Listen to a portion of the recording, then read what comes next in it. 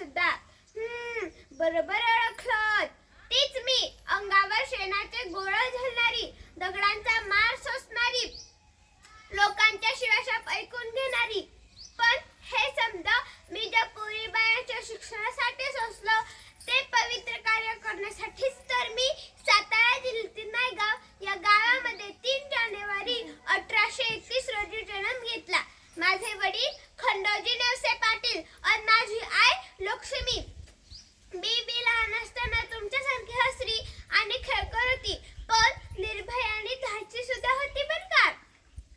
मी 9 वर्षाची असताना माझं लगीन 13 वर्षाच्या ज्योतिबा फुले यांच्या संग झालं.